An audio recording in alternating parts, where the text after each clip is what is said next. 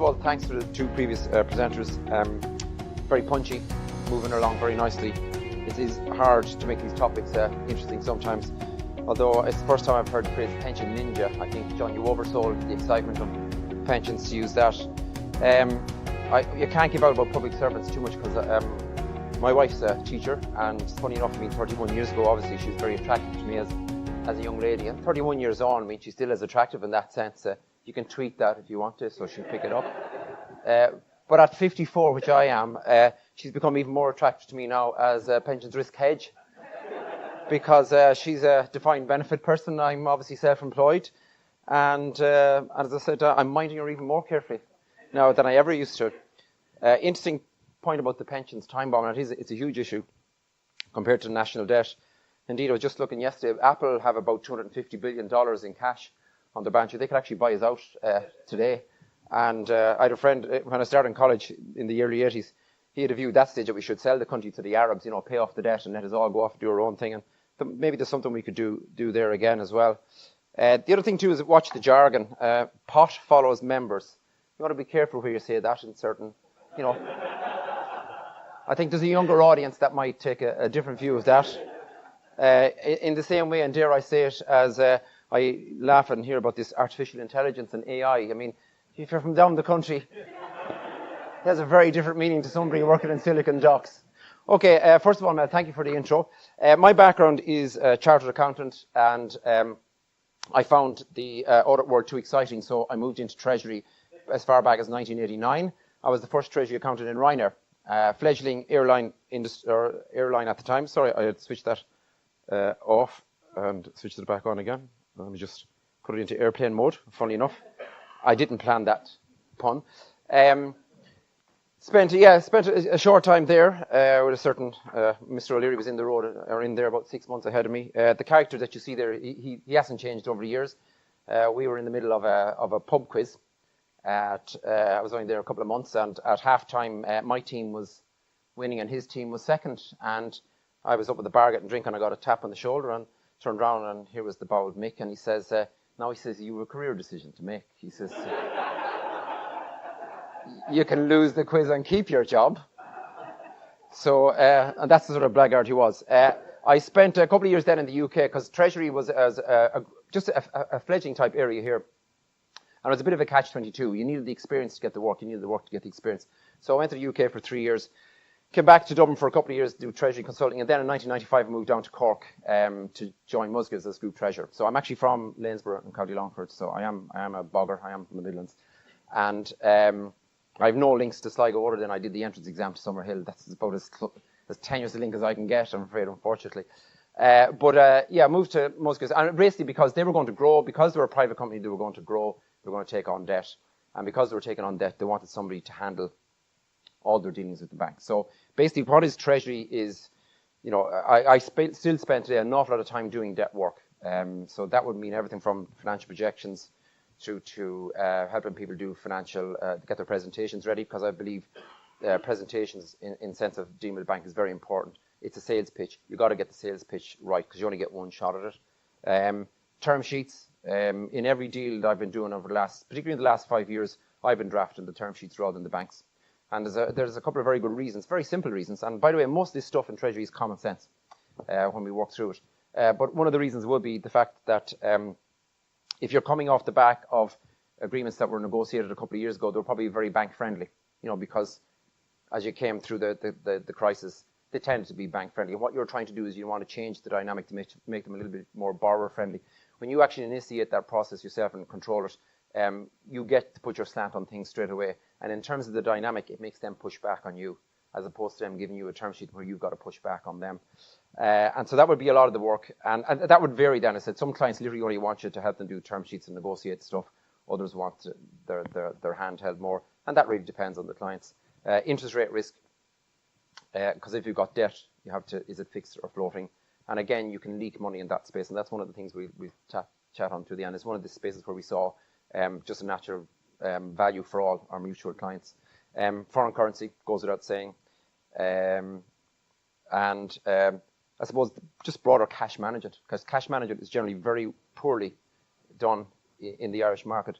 And I've also found too that reporting of risks in this space is pretty poor, because as accountants we're trained to do the actual versus budget or actual versus prior year, use the variance analysis. Treasury reporting is very different because we're looking forward a lot of the time. A lot of it is about opportunity gain and cost rather than actual gain. Where does it get measured then if it's not on a P&L or on a balance sheet? So we'll touch on these topics as we go through it. So as I said, I did that thing for 6 years in Musgraves Group Treasurer, and then decided I'd do my own thing as an advisor, mainly because there aren't that many full-time treasurers in the country. And I probably know pretty much all of them. It's a fairly small community, but every business has treasury needs. You mightn't call them treasury, but you have them. I mean, once you're in business, you have what we call liquidity needs in treasury, which means you need money. You either borrow it or you have your own equity, but you need money. I mean, without the money, you don't survive. Most businesses in Ireland are either subject to some level of importing or exporting. You may not, for example, buy sterling, but you might be bringing stuff in from the UK, might be invoiced in euros, or you might be part of the supply chain that it is, but you're impacted some way. And that's one of the things on the Brexit. I've done an awful lot of work in the Brexit area over the last 12, 18 months, both Enterprise Ireland and with Board BIA, particularly in the area of financial management and currency management. And getting back actually to what Laura was saying earlier on about supply chain, and that it's so important now, because you really do need to understand your supply chain, not just from the VAT perspective, but actually from a commercial perspective, and sort of understand where the goods are coming from, routing through. Dealing with a company last week who are bringing in equipment from Germany, but it's coming in through the UK. It physically moves into the UK and out of the UK to come to Ireland. And of course, the hard Brexit scenario, what's going to happen there? In other cases, it might be invoiced through the UK, but actually been routed through Rotterdam or something like that. So I would say that supply chain is one of the areas that, since I've been working on the Brexit stuff, has left out at me as one that companies should have a hard look at. And again, getting back to what you'd said about, looking at opportunity. There's always opportunities in these things. Never waste a crisis. I always use that phrase, never waste a crisis. There's always something to be done. And I would say to an awful lot of companies, and a slide I have at the end saying, take the opportunity here maybe to use Brexit as a means of evaluating your business. Because there's so much change coming down the tracks that you're probably going to have to do it anyway. And it's much better that you're proactive at doing it than have it forced upon you because you run out of time or because a bank wants you to do it or whatever, okay? Anyway, we're going to talk very quickly about Brexit. You're probably tired of hearing about Brexit, but at the same time, it's, I heard a phrase today on Radio 4, I was listening to Radio 4 on the web, the Bobs, the people who are bored of Brexit, and they're saying they need to listen to them. Well, no, you don't really need to listen to them. You need to tell them what they're doing rather than be bored. We're going to talk about interest rates, foreign exchange, the banking market, and then some action points at the end, practicalities. So I suppose the backdrop is, if you think about it, all these areas have been impacted by Brexit. If you're selling into the UK, if you're purchasing from the UK, the currency has been the immediate impact straight away because that's the thing that reacted immediately. Logistics, which is supply chain as well, people and others. So I guess in terms of sales and purchases and the currency, first thing is there still a level of complacency around sterling. And the first note I have there is Board BIA found 52% of companies do not hedge, and smaller companies are even less likely to do so. And I would have found that as consistently the case from both the Enterprise Ireland stuff, and I did a program for Board BIA in the third quarter, bespoke, but I actually developed a currency management program, and we actually did a series of one-to-ones with about a dozen companies to just get them to sit down and just understand this stuff. And most of them don't even have a forward hedging line in place. In other words, that you can buy or sell your currency forward as a basic starting point. And it seems that the smaller the company, the less likely they are as well. And of course, the problem is in the food sector, we have an awful lot of smaller companies, fantastic companies. I mean, I've met some unbelievable companies in the last 12, 18 months in all parts of the country. But this sort of stuff is doable. It's not rocket science. But and I suppose currency is the one I'll talk about in a second. It's the one that probably has astounded me the most over the years. Its ability to hit your bottom line is huge, and it's probably the most undermanaged part of finance for nearly every company without exception. The sterling paying threshold seems to have increased from 93 to 95p. When they did their Brexit barometer 12 months earlier, they found that 90p seemed to be the paying threshold. But in the one that they did over the summer, they said that 7% now had severe difficulties at 85 to 89p compared to 28% 12 months ago. And 38% would now be in severe difficulties at greater than 95p. And I suspect really what happened is that when they were doing the first barometer about 18 months ago, they asked people, and 90p sounded like the right level where people might have a problem. They actually hadn't really cranked the numbers themselves. Where I think 12 months on, a lot of companies had actually looked down and see, well, where do we actually suffer? And why is that important? Well, I suppose it's important because from a hedging perspective, that's the level at which you've got to have your hedges in place. Because if you don't have hedging in place beyond that, you have a problem. You're making losses. Formalising an approach is still an issue, for example, in logistics, and it is. So in other words, people are talking about it, but not necessarily looking at it. Tariff identification, number one priority in a hard Brexit scenario. So we've spoken about that this morning. Because you default to WTO tariffs if there's a hard Brexit. And the tariffs, it's very complicated. In the food area alone, there's 2,900 tariff categorizations. So I think Intertrade Ireland have a database that you can tap into. But identifying that's very important, because I was speaking to the guys in Intertrade Ireland. They were talking to one guy in the food sector. I think it was yogurt. I'm not sure.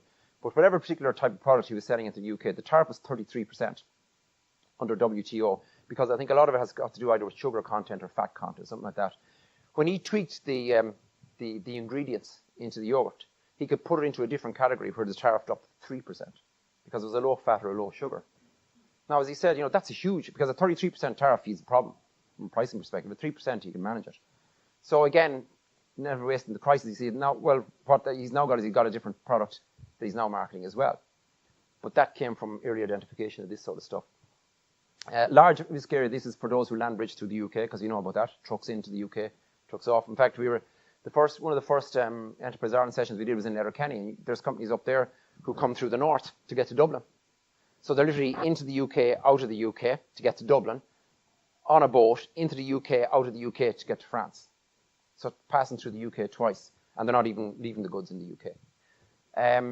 Status of non-national drivers that brought this come up in the UK, because a lot of the people in the logistics, the drivers in the UK are non-nationals.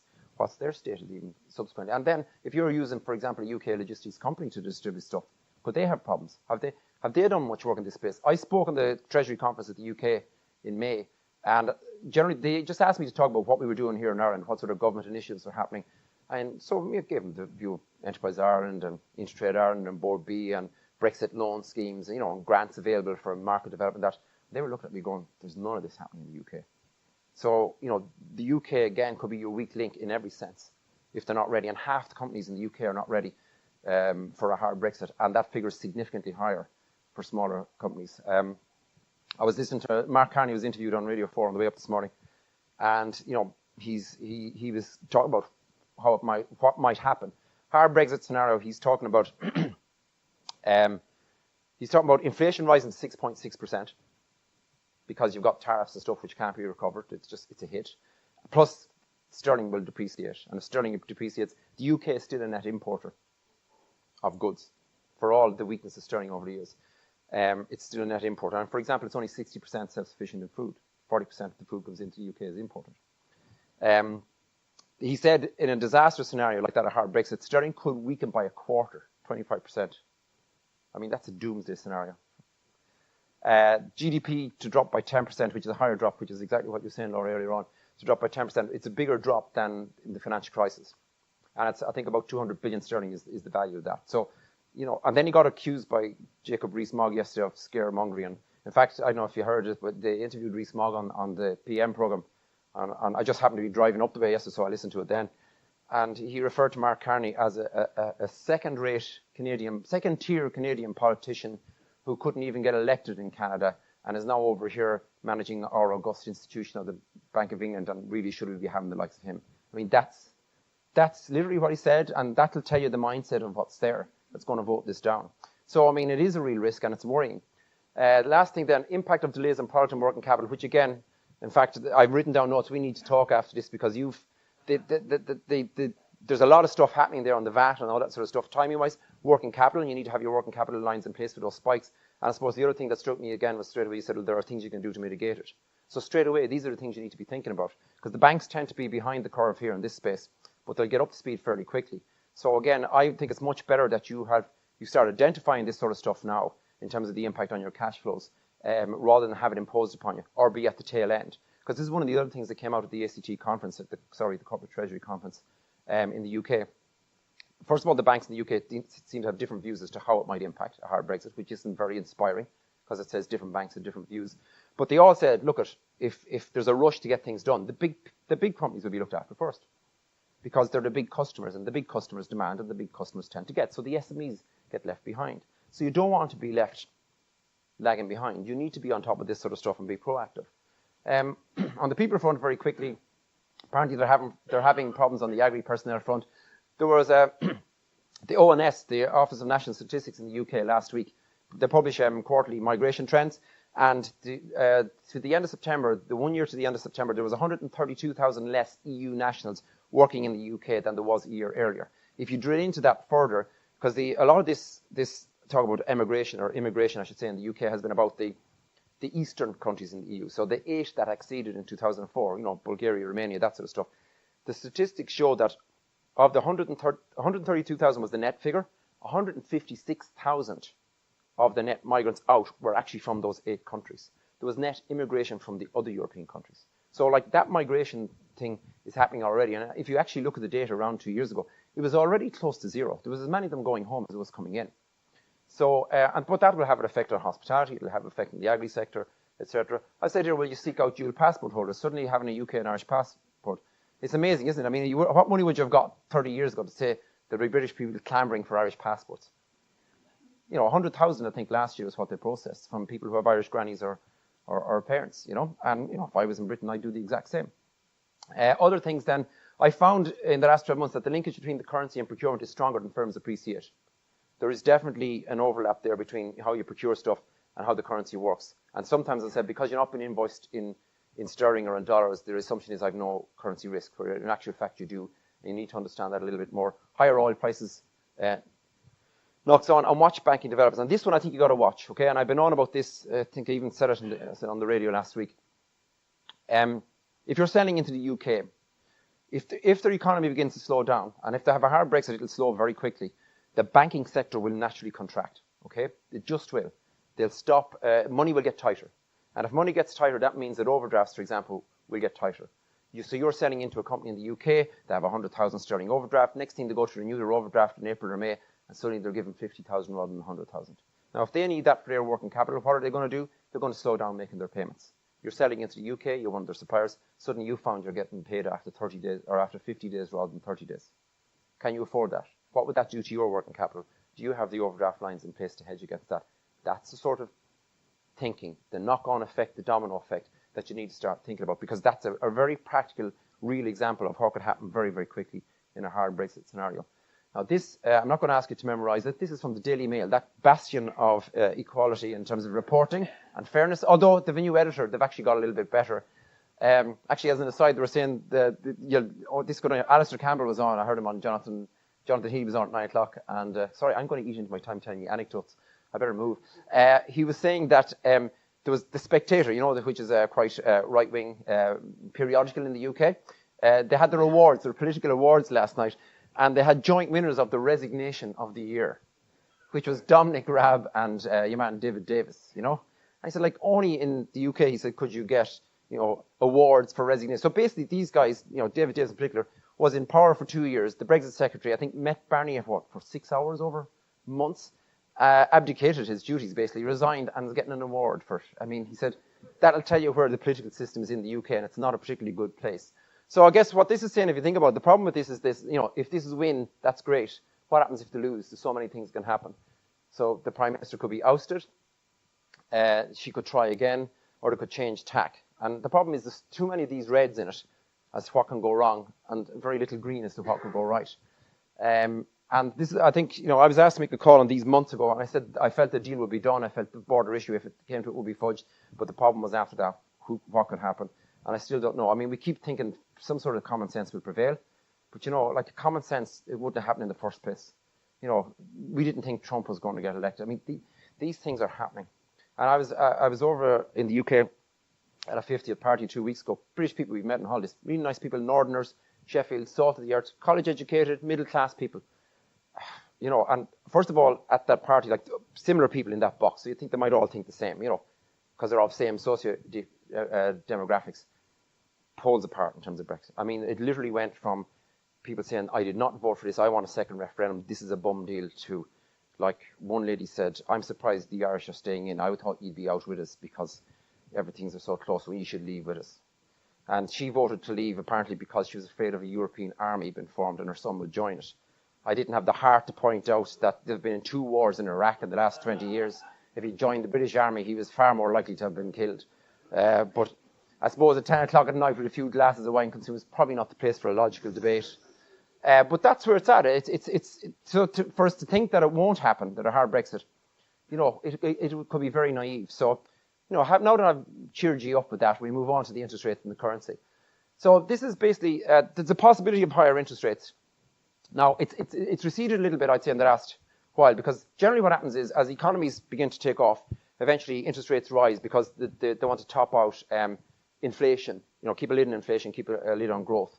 And we've been in a low interest rate environment for quite some time. And I suppose people then think of interest rates in general of just, well, if I have debt, it drives the cost of my debt up. If I have deposits, it gives me deposit income. But I'm asking you just to think about it in a wider context, because first of all, obviously there's the cost of debt, financial covenants. Most loan agreements now have a financial covenants. And if you don't have them, I think you will have them if you start borrowing. And one of the key ones is the ratio of your profits to your interest. So if your interest goes up, your profits need to increase to compensate for that increase, because it's the ratio. Does that make sense? Okay. The problem is in a scenario like this is that usually if they're increasing interest rates, as I said, it's to try and keep a lid on the economy, because to stop it overheating or to stop inflation. So you could have a situation where if you don't manage your interest rates, your profits could be capped or possibly have downward pressure at the same time that your interest rates are rising. Okay? So you could get squeezed very quickly. That's the first thing. Second thing is interest rates are so low right now that the proportional effect of a small hike is huge. So let me give you an example. Like the market rates, as we see in a second, are pretty much close to zero right now. So let's say your margin is 3%. So your all-in cost of debt today is 3%. Yep, 0 plus 3 is 3%. If market rates go up by 1% even, which isn't a big hike, your interest costs go from 3% to 4%, yeah? That's a 1/3 increase in your interest costs. Proportionally, that's a huge jump. So managing interest rates and getting it right in this phase becomes very important. Not only from the absolute cost of the interest, but because I actually think that's the financial covenant that'll actually trip most people up. And you say, well, if they trip it up, what happens? I mean, most banks, as we know, don't call in loans if you have a breach of a financial covenant. But a financial covenant breach is an event of default. Technically, an event of default, a bank can call in a loan. So first of all, you don't want to be running your business in a scenario where you're beholden to a bank.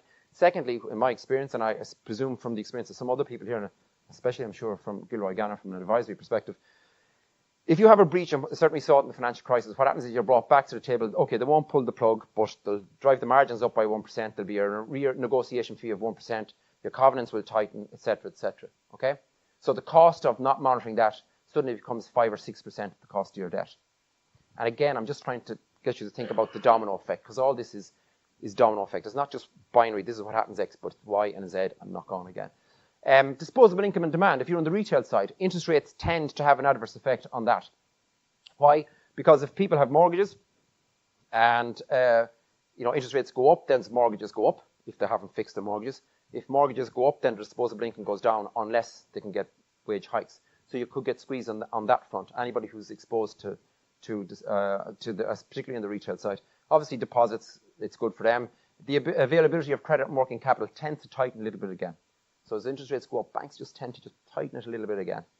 And then just from the pension side, bond prices. I mean, bonds are priced inversely to interest rates. So if interest rates go up, the price of bonds go down. I don't know what it does to equity values, because there used to be this view about them moving in opposite directions. That doesn't seem to be happening anymore. And I think that's probably because of the effect of quantitative easing. And then what does that do to your company valuation? So, if you think about all that, like rising interest rates, if it happens, has an implications for you possibly on the sales side, probably on the financial covenant side, on your cost of debt, possibly on your borrowing, and also on pensions and stuff like that. So it has wide ramifications.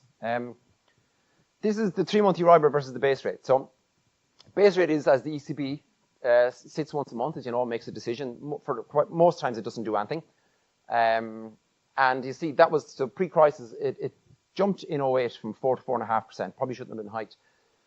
Came down, was static for quite a while. Then it got hiked in 2011 twice. And the view at that stage was, they cut very fast and hard in the UK, the same in the States. Europe wasn't in quite as bad a position. That was the view.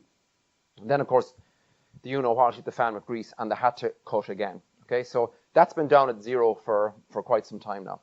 Now, traditionally, this blue line, which is 3-month Euribor is the European interbank offer rate. It's the rate in theory at which banks lend to each other. Okay, and for most loan agreements of larger companies are based off Euribor, and for smaller companies it depends. I mean, AIB would generally say that their cost of funds is Euribor based. That it is based off that 1-month Euribor. Bank of Ireland, you can never get an answer from them. I don't know. We've tried and failed to get an answer what actually constitute cost of funds. But traditionally, your Euribor should be higher than the base rate, because if you think about it, the base rate is the rate at which the European Central Bank lends to banks. And they're obviously, the ultimate bank. So banks lending to each other should be a little bit higher. That blue line, traditionally, if we brought that back to the start of the euro, to 2000, there would have been about 0.3% of a difference between the two. In other words, the Euribor rate was about 0.3% higher than the base rate. And it consistently tracked that. So, I mean, if the base rate was at 2.5, the Euribor rate would be at 2.8. If the base rate went up to 4, Euribor rate would be 4.3. And that would kind of make sense. But it's dropped, the blue line has dropped below the yellow line pretty much consistently since 11. And that's the effect of quantitative easing. So quantitative easing is just the supply of money, printing money. And of course, like any product, if you increase the supply, what happens? Price drops. Yep. Push more and more supply into the market. And that was the whole idea of quantitative easing, that you push money into the market, it's cheap money, and therefore it encourages people to borrow. So we have this, I suppose, unusual situation for quite some time. So as a market normalizes, this should come back up again.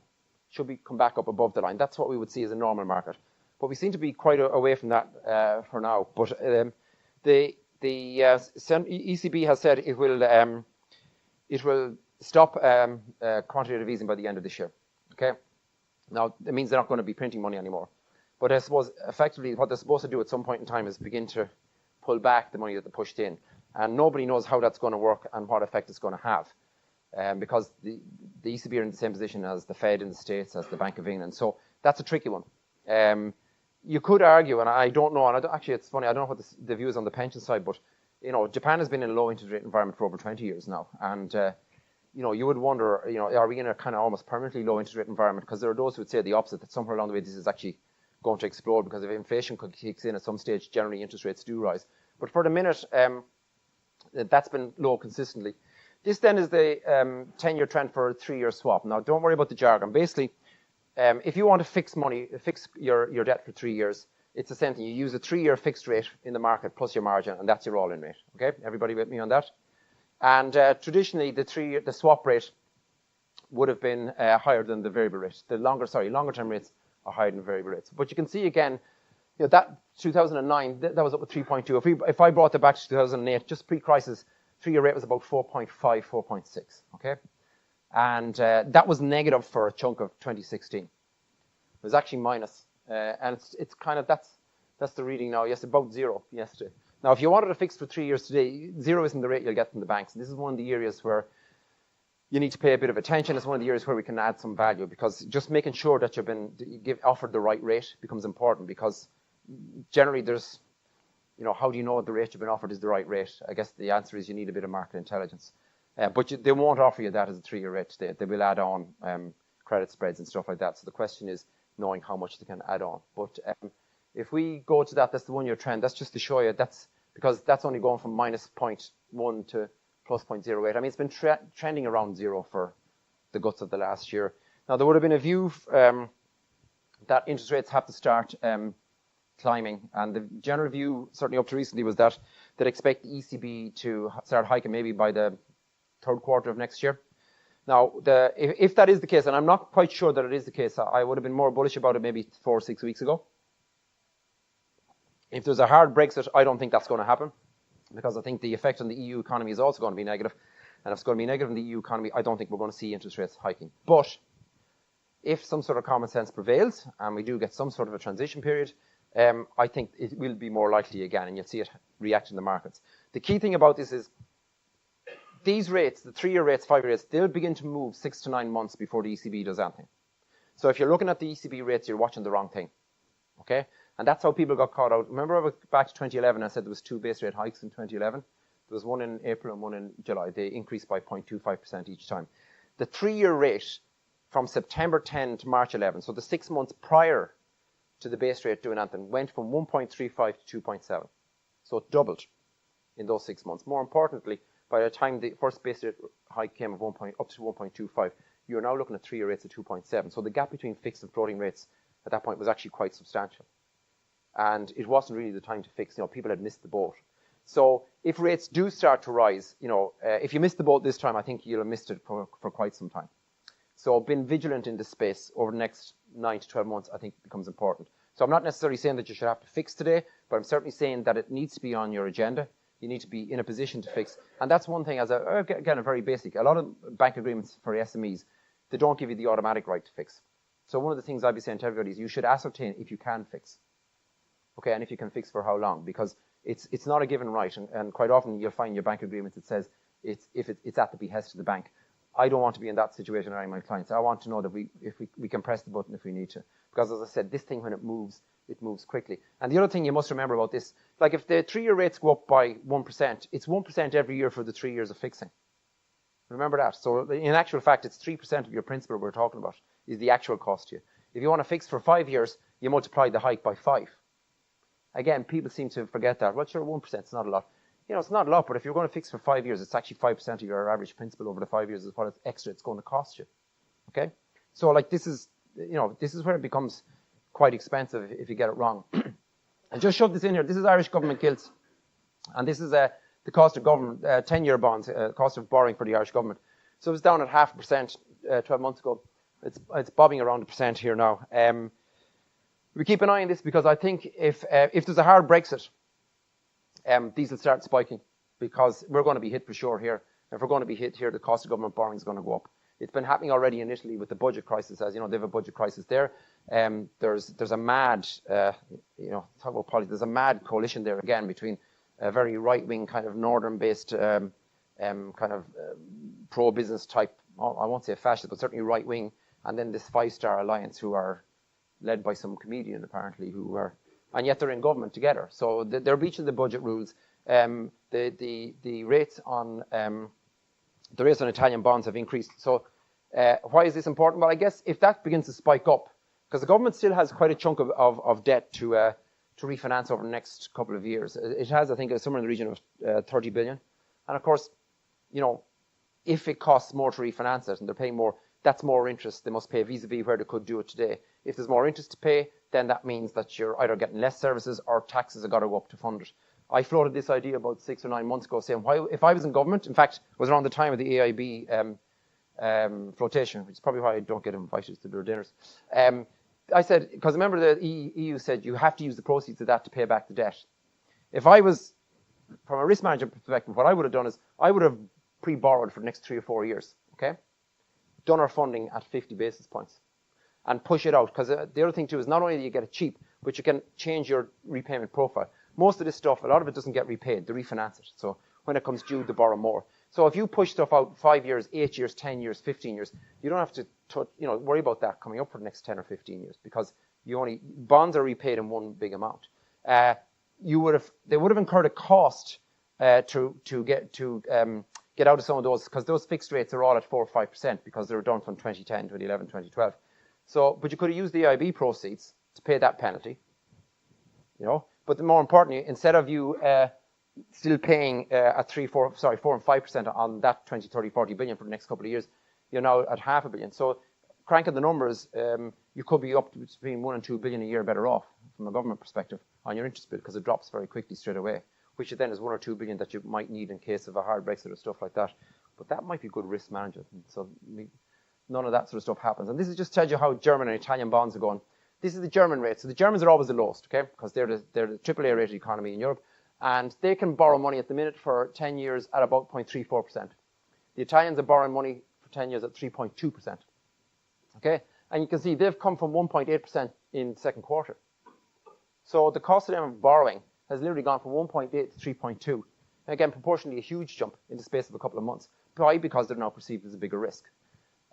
So you can see the huge variation in the cost of borrowing for these different countries. And sometimes you have to watch it because if gilt prices go up, then the swaps prices sometimes raise again. So we have to keep an eye on interest rates possibly rising from this perspective. So banking consequences, obviously if interest rates go up, you have a macro impact on the business anyway, as I've spoken about on retail sales and all that sort of stuff. You got the impact on your debt service capability, because in other words, it costs more money to pay back your interest. Stress testing of higher rate moves. This is very important. When you go to borrow money from a bank, they will always stress test interest rates hikes. And that could go up to 2%. In other words, if interest rates rise by 2%, what does it do to your ability to pay back the interest? Why is that important? Well, if they're stress testing your ability to pay that back, they're assuming that you're going to have to be paying interest at that level. And that means then it caps the amount that you can borrow. Because you have one pool of cash to pay back principal and interest if you think about it at the end of the day. And if the interest costs in their eyes are going up, well, then the amount of debt that you can borrow goes down.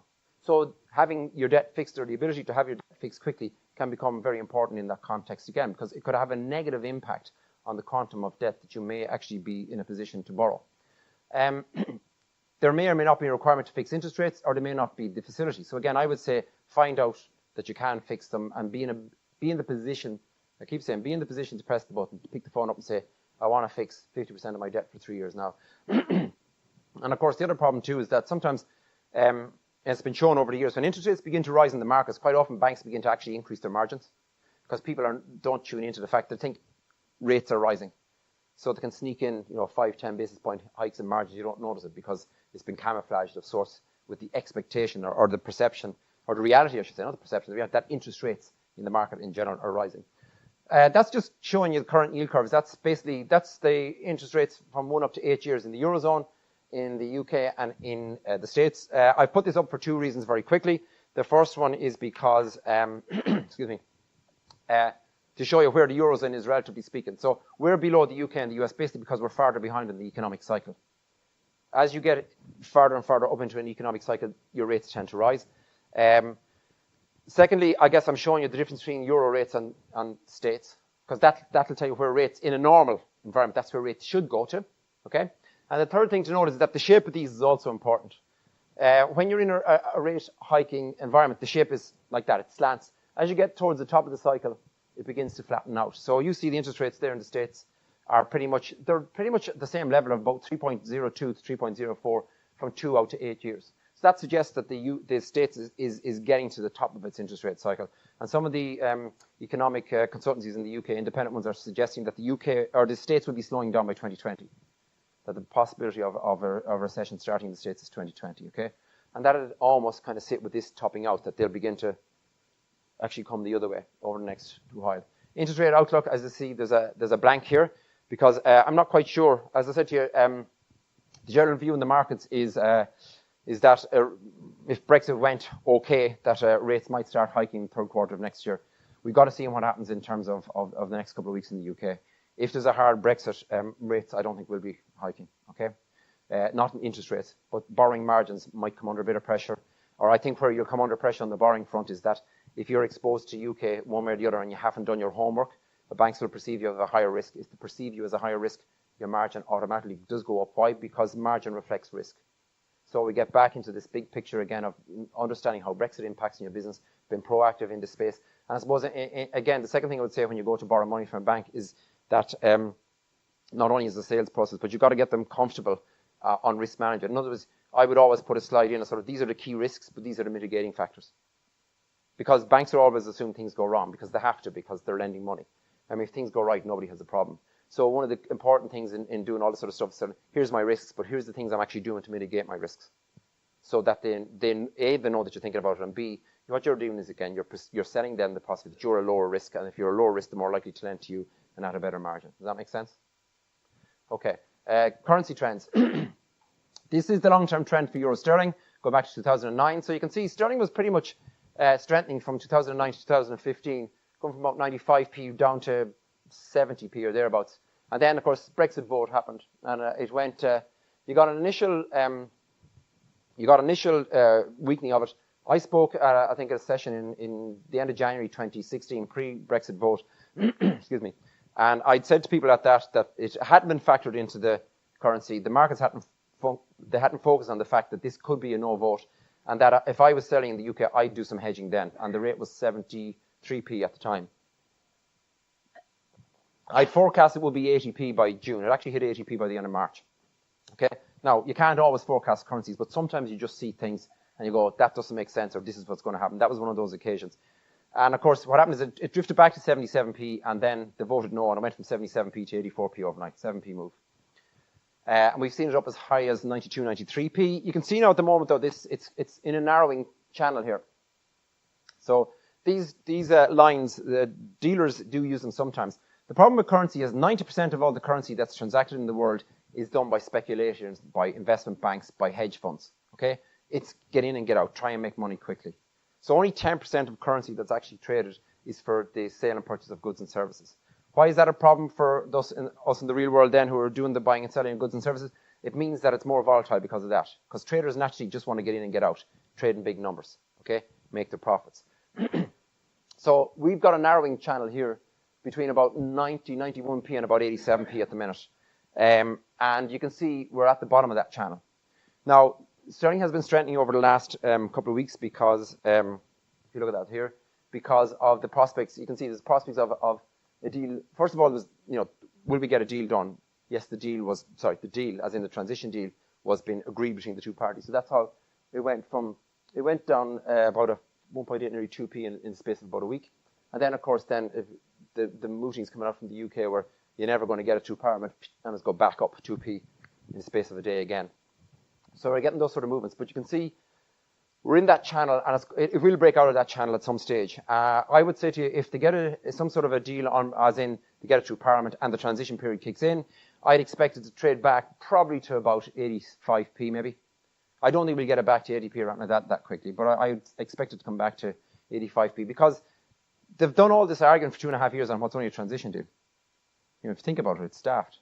And instead of focusing on the actual trade deal, they're not going to get a trade deal done in 2 years or 3 years. So really, from my perspective, I think what you're going to do is you're going to see a hard Brexit, hardish, less hard Brexit, but hardish Brexit in December 2020 anyway. So really all we're looking at is the timing difference and the extent of how hard the Brexit is. I was talking to third level students, and I suppose I could give this example to them because at third level, they were chatting to them about, what is Brexit and trying to explain to them about, how they want to get access to trade is so important. And I said, this is a bit like sort of saying, me going home to my wife and saying, look, I want to get divorced and it's going to take us 2 years to sort out the legalities and, who gets the dog and the stuff like that, okay? In the intervening 2 years, I want my full conjugal rights, okay? I don't see anything unreasonable about asking for them. And at the end of the 2 years, I actually want to keep a lot of my conjugal rights, but I just want to be free to do other things with other people as well. I said, if you think that's a very unrealistic proposition to my wife, I think it would be right. But that's effectively what they're kind of asking for. And I think that's where they're going. You're going to get no eventually. And so I think if it's a hard Brexit, if it looks like they're not going to get it through the Parliament, this is going to go to 93, 94, 95p very quickly. Very quickly. I mean, I said Mark Carney suggested 25% possible weakening in sterling. Where would that bring it up to? 115, 120? I mean, that's at that sort of levels. It's certainly fair to say that anybody who's exporting to the UK and in the food sector and into retailers, you just won't make money. You'll be gone.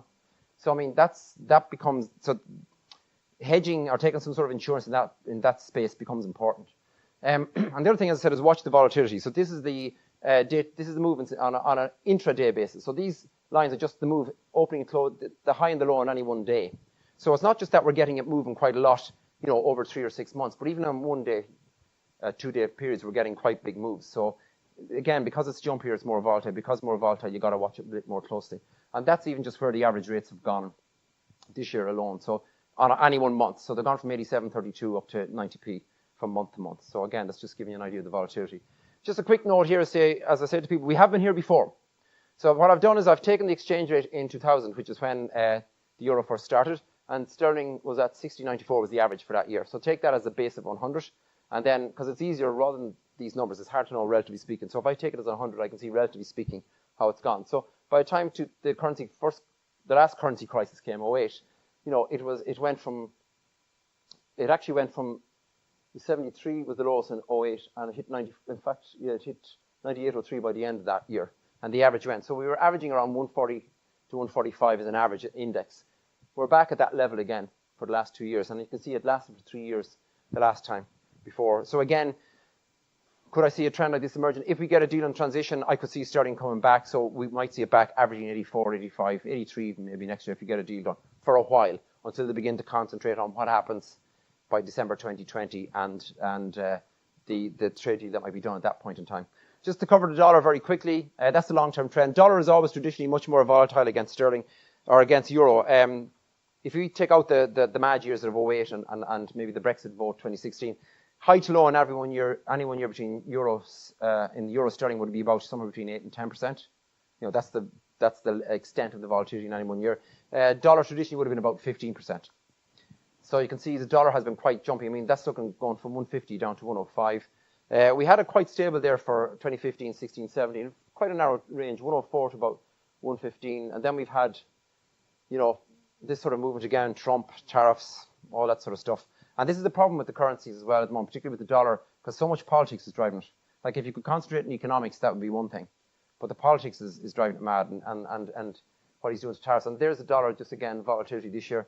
It's gone from 115.41 average in August, but it was averaging 123 actually 123 nearly in April. So think about it, 1, 2, 3, 5 months, like you're talking an average from one month to the other of about 6, 7 cents. I mean, 6, 7 cents of 120, you're talking about 5%. Like if you're selling into the States and you lose 5% of your sales value, that flows straight to the bottom line. That's an awful lot of your margin gone. So again, the problem with this is it flows straight to the bottom line. This is a slide, or a table I've used before. And I suppose the reason why I put this up is if you're dealing with financial people, maybe they can get FX and margins, but sometimes if you want to expand it out to your salespeople, and I suppose your broader management team, how do we get this point across? So what I've done here is I've taken, these are gross margins on the left-hand side. So this is your business operates at a 20% gross margin, or 35% gross margin. And across the top then I've saying a 1% move in currency, a 2%, 3%, okay? And basically anything that's in yellow means that you'll need an increase in sales of 10% or more to offset the profit you've lost by the currency moving against you. Okay? Do you know what I'm trying to say here? Because obviously the currency moves against you, your profits are down. So I'm trying to translate this into a sales figure so that people get the sales thing. So basically what I'm saying is that it doesn't take much of a move in the currency. If you think about the levels that I've told you, the highs and lows and the averages, to suddenly find that you need to jump your sales by 10, 15, 20% to offset the currency move. And yet currency is the most undermanaged part of the your business. Sorry, I'm watching the time. So what do you do from a hedging perspective? I suppose identify the types of exposures you want to hedge, transaction or translation. Transaction means I'm buying or selling, to the UK in sterling. Translation means I have a UK subsidiary. So I'm translating their profits or their balance sheet at the end of a quarter, at the end of a year, back into euros for reporting purposes. So that's a non-cash exposure, but some companies like to hedge it, some companies don't. And the problem in this area is I've done quite a lot of work in this space this year with a number of companies, I mean, ranging from guys turning over 3, 4, 5 million up to turnover 500, 600 million. There's no one right answer. Different companies have different attitudes to different things and different reasons why. And I know that sounds a bit spoofy and waffly, but it isn't. I'd love to be more definite in this space, but I've just found it's a harder space to actually come up with a kind of a template solution. But these are basic things. What's their exposures? Who quantifies them and how often? Because quite often this stuff rises into finance, but it's procurement or sales who are driving your currency requirements. So why aren't the salespeople and procurement people involved in this process at the start? What's the linkage between the source of the risk, like sales, and those hedging? Finance. Do you do spot or forward cover? Can you hedge forward? One of the board BA people at the start of the year did a bit of work with them subsequently. Business turning over maybe about 2 million or 2 or 3 million a year, importing about $1 million. The guts of $1 million a year from sterling. A particular product, okay? The product itself, the price is set around February in sterling terms, okay? And they also price their price list for their sales around the same time. So the idea is if we can secure a price of our inputs, and we know we can, and let's say it's at 89p, and we can secure that at 89p, we're pretty sure what our sales can be for the year, so we can secure our margins. And I suppose ultimately what we're trying to do here is make sure we don't lose money, all right? Now, they had up to now only done spot deals, so they'd only bought their sterling as they needed it, as opposed to hedging forward. And this company had no debt, cash on the balance sheet, well-run company, profitable, in business for many years. Bank of Ireland was their bank, and we said, look, we want to be able to hedge forward 12 months because we have a 12-month exposure here. The logical thing to do is just nail down, because we're actually, I think, the budgeted at 88, and we were able to hedge on average at about 89, 89.5. So they were up another penny and a half versus budget, no-brainer stuff. And Bank of Ireland said they'd only give them a hedging line for 7 months. If they wanted a hedging line for 12 months, they'd have to give them a personal guarantee. I said, absolutely no way. Not getting into personal guarantee stuff for this sort of stuff. And I said, this is a company that had no debt. There's a reason why it had no debt. It was trading profitably every year. Good company. So what's happening in that space, of course, then is that companies are beginning to look at non-banks, because the non-bank guys are beginning to be a bit more aggressive in this space. And they're willing to take a view on this sort of stuff. But I mean, that to me, I just don't get that. I mean, it makes sense for the company to hedge 12 months. They're not taking a punt. They're not looking to speculate on currency. They want to make sure they don't lose money. And I said they're sitting on cash, not debt, because they're profitable. And to come up with this sort of nonsense of we need a personal guarantee, It's mad stuff. And actually, in their case, what we did, and this is another reason why the tweaking and at the edges here can make a difference. I got them. The bank didn't know I was working in the background of the company, so I got the company to give them. I said, get the quote for a forward cover, but get them to break it down between the spot rate and what they call the forward points, because they add on forward points when you're doing forward hedging. And got the quotes. She sent them on to me, and I said they're both out. I said the forward points are particularly out. They should be tighter than that. She was buying £500,000 sterling at the time. Yeah, just about that. 565,000. Yeah, £500,000. And she went back and said, you need to tighten up your pricing. And they came back with lower pricing, and she saved $3,000 in 5 minutes. Because her email came back, she said, I can't believe it was that easy. But you see, getting back to knowledge is power.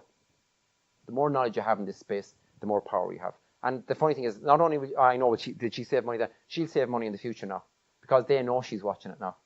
So the pricing will get tighter. And if it doesn't get tighter, she'll go somewhere else. Because at the end of the day, currency is just a commodity. Simple as that. So these are the small things that I'm telling you. $3,000 here, $5,000 there. They all add up. Before you know it, there's 15, 20, 30 grand a year there in savings. And it's there for the taking. It's getting back to what John was saying about the low-hanging fruit and that sort of stuff. It exists in this space too. There can be non-derivative means of hedging. So in other words, you can put something into your contractual terms and conditions if the currency moves beyond a certain level, that you change the pricing both ways, so you're fair to the party that you're dealing with. But there's an increased amount of regulation and documentation. So there's a bit of a pain, but to be honest with you, if you want to hedge, you have to have the documentation done. So just do it. Currency outlook. I mean, this is AIB's. Basically, as you can see, it's a very tight range, 85 to 91. They're talking about sterling strengthening to 83, 89. This is only about 2 or 3 days ago. But I mean, they're moving so much, it's hard to know. Capital Economics, who are an economics consultancy in the UK, they're saying 92p by the end of this year and 83 at the end of 2019. So they're obviously assuming that there's going to be a soft Brexit. On the dollar, they're talking about, capital are talking about 115 falling and then going to 120. BNP made a call a couple of weeks ago that they thought euro dollar would go to 130 by the end of next year, which is a big call. Significant weakening, partly because of slowing down of the US economy. And if the interest rate differentials narrow between Europe and the US, generally money flows out of the place that interest rates are topping out and into the place where interest rates are going up. Banking and other market trends very quickly. What I'm seeing is the non-bank sector is growing both in size and in scope. Some of it's just as a result of what's happened with the currency of the financial crisis. The corporate end is very competitive. So corporate end, I mean talking about borrowing 20, 25 million, that sort of level. That's still quite competitive. EIB are also now lending directly to the corporate sector, but it needs to be like a 20 million project, and they'll lend 50-50. So I'm working with 1-2 clients on that at the minute. I did NUIG's loan last year. They borrowed 60 million from the EIB. The beauty about the EIB is you can get long-term money and cheap. So even in the corporate sector, they will lend for up to 10 plus 2 or 10 plus 3 years. You could get 13 years, and their margins are very competitive. But it has to be for a sizable project. The Strategic Banking Corporation developed this Brexit loan scheme where basically the government guarantees 80% of the risk for the SME sector. So you have to go through Bank of Ireland or AIB or Ulster Bank. But the point is the government guarantees 80% of that risk.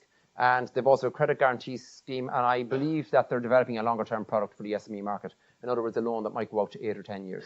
That's, I think, is in the mix. And there's obviously a significant amount of private equity money available as well out there, as you know. So I think banks are going to focus more on Brexit and its ramifications now. They're a bit behind the curve. Like 12, 18 months ago, if you're borrowing money to say, do you have a Brexit plan? Yeah, tick the box. They get more detail now. They have to, because it's a big risk for companies. If it's a big risk for companies and they're lending to them, it's a big risk for them. Emphasis remains very much on cash flow lending. The cash flows are crucial in all this.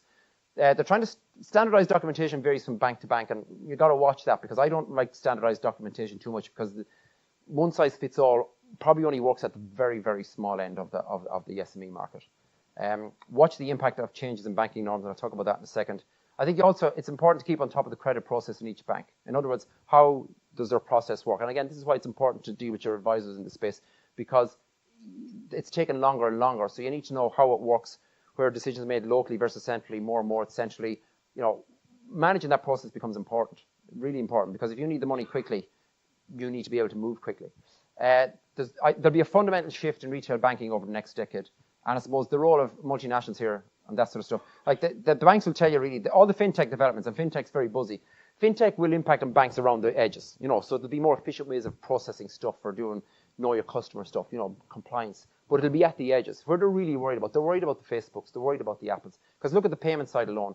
It's not just that you have banks doing payments now, but you have Apple Pay, You have Stripe, the voice from Limerick. You have Google. These guys are moving into the space. And the thing about banking is more and more about getting data. They want the data. Data is important. Data is important to all these businesses. These guys have a huge amount of data, phenomenal amount of data, and they're getting it for free. They're even paying for it. You think about it. It's the ultimate business model, Facebook.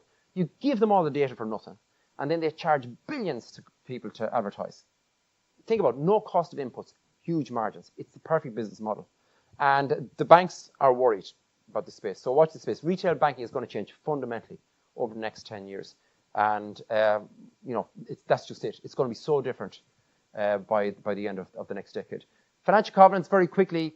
As I said, this could be a catalyst for bank pressure. So most covenants, or most agreements would have a leverage covenant in there. In other words, the debt to your profits, your EBITDA, and also interest cover, which is the ratio of your profits to your interest. But increasingly, we're now seeing debt service covenants, capex covenants, dividend cover covenants. In other words, they're adding in more and more covenants.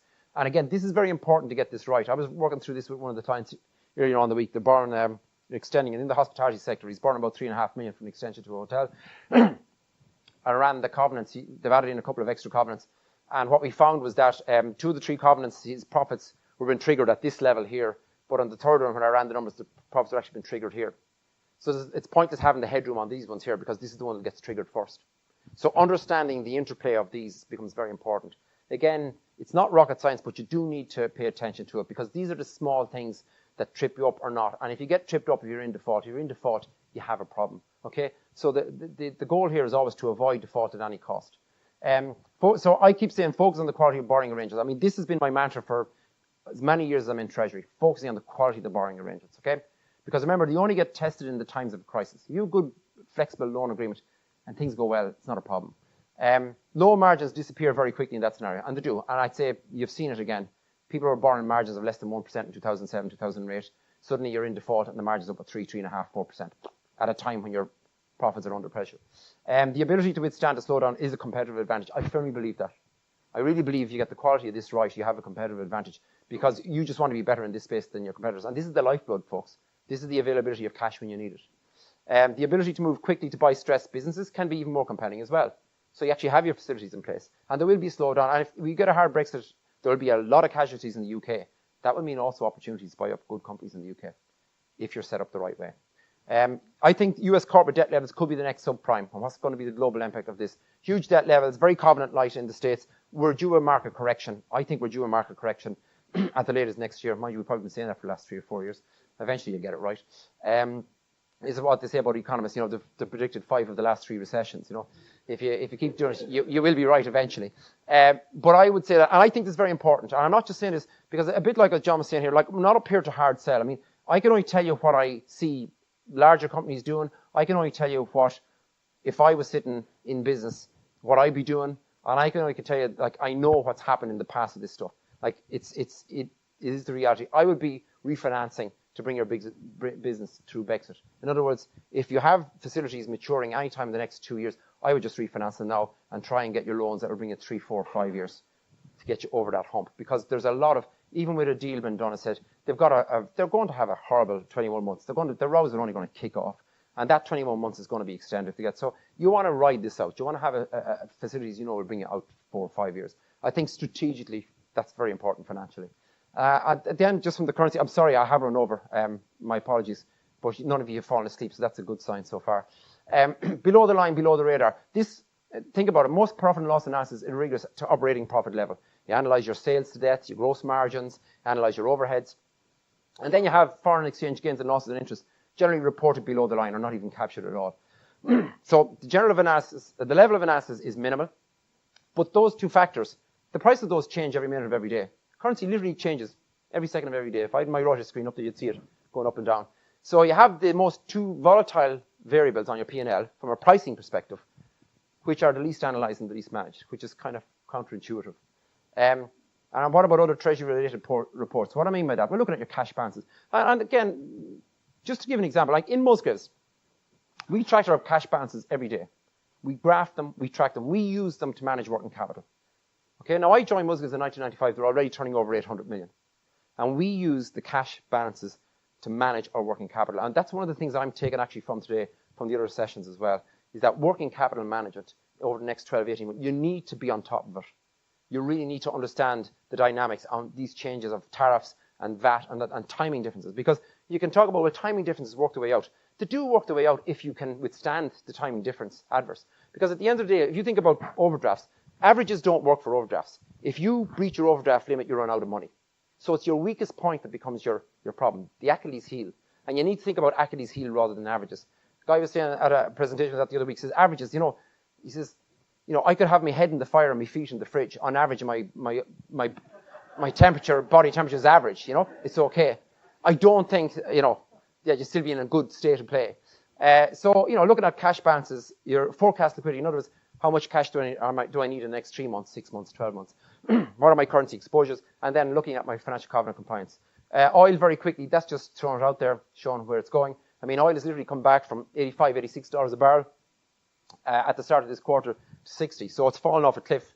And again, why do you watch this? Well, I mean, you're probably all, if you're in certain businesses, you might have distribution, logistics. What effect is that having on the prices you've been charged? Be tuned into it again. Action points, very quickly, last set of slides. Identify the most exposed area of your business to Brexit. Walk through the supply chain in detail. So, I mean, I'm just reiterating, I think, what Laura's already said. Identify immediate risk areas in case of a no-deal scenario. Incorporate your 2019 budget into a 3-year plan. I really, really think it's worthwhile doing a 3-year plan now. I don't care if you do a click and drag for 20 and 21. Do something and begin to assess this sort of stuff. Understand your cash and your cash dynamics better. And again, linking back to this working capital. There's plenty of state assistance and grants available. You can get grants from Enterprise Ireland for market development, for getting help on Brexit. They'll pay you up to 50% up to 10 grand spend. So you can get up to 5 grand from them. And if it's there, again, I would say you should be doing this stuff anyway. If you can get the grants to help you do this stuff, why look the gift horse in the mouth? You've got the SBCI loans there. I think if you have turnover of greater than 10 million, you should have a basic treasury policy in this space. In other words, it's saying, what's my attitude to having adequate cash in the short term, the long term? What's my attitude to currency management? That's it. No, again, keep it simple. We're not talking 20 pages, but just what's my attitude to this thing? Because what you find is when you begin to document this thing, you actually begin to probe and ask questions. And when you do this sort of stuff, you get better results. Because too often this sort of stuff is just ignored. Or you do the same thing for ages. And then you ask people, why do you always hedge forward 3 months? And they go, well, we always do it. And you say, but why? There's no answer. Okay? Invest in the space. And I think that's important too, because sometimes, and I find this fascinating, and particularly from the pension side, because I think the pensions industry is great in some respects, because you get paid fees, from the point of view of it comes out of the returns, which is fantastic. Whereas when we charge our time, we have to level the invoice, and it's always harder to level the invoice and get paid on that basis. But also, I find it fascinating that if I said to somebody, I invest 100 grand for me and I get a 10% return this year, they say, geez, that's a great return. 10 grand, 10%. And if I said to somebody, pay me 100 grand in your business to save you 10 grand, you go, or save you 110, I should say. You go, Jesus, that's a bit rich. I want to get up 10 grand on that. They've shown over the years that the correlation between investment in risk reduction and risk, people they expect something like a 6 or 7 times return on the spend, even though it's a percentage of that you would expect for when you come to pensions investment. So I guess what I'm saying is a lot of this stuff is just getting people up the curve. So I consider it an investment because there's a transfer of knowledge in all this sort of stuff. If the likes of us are not transferring knowledge to you, we're not doing our job properly, okay? But if we're transferring knowledge for that, you have it for next year and the year after, the year after. And I really do believe that, if you have to spend a few bob, it is an investment because you get the benefit of it for years afterwards. Crystal ball gazing, always do this at the end of the year. Don't shoot me. I'm not coming back 12 months and say, Jesus, you got this wrong. But we always do it at the end. What could possibly happen? I think euro longer term rates are likely to remain static in 2019. I don't think they're going to move, okay? I think the markets are a little bit overdone, but I wouldn't get too complacent. Commons rejects the first vote, but rethink over Christmas to avoid a hard Brexit. I think tactically she might do that. They'll reject the first vote December 11th and let them go back to their constituencies and see what happens. Because the reality of running short of food, of people dying, as the health minister has said, the policing guys have said they need more resources because there's a real risk of civil disobedience if you get a hard Brexit at the end of March. Because what will happen, there's people stockpiling food already. What happens if you run out of food? You saw what happened here when we had 2 days of snow. Think about it. 2 days of snow and you couldn't get bread for within a 10-mile radius. If they have a hard Brexit, they're not going to get access to fresh food and vegetables it will take weeks, months to sort this out. Government here, I think, probably gets another 12 months. Debt becomes the 2019 story in both the US and China. I think there's a lot of debt in China as well. And I think that's the one that's going to cause a bit of difficulty this year. And again, I don't like forecasting currencies because I said the dynamic is so much driven by politics. Euro suffers in the second half of 2019 as fractures appear in European politics. Europe is far from safe either, okay? The Italians have a big problem. The problem with their banks the same as they have a problem on the budget side. And this is the other reason why I think the Europeans shouldn't have kicked the Brits too hard. And this, they're not in the euro. So, I mean, you can give them a kind of hard time, but ultimately, it doesn't matter. Most of the people who want to, if there's a problem in Italy, they have them not just get out of the EU, they've got to get out of the euro. And I think that'll be a much bigger challenge than actually extracting themselves from the EU. So you've got a double lock in many respects for most of the countries in the European Union already. And I think they probably could have cut the Brits maybe a little bit of slack on that. But the Brexit negotiations, I think, will help to heighten all those.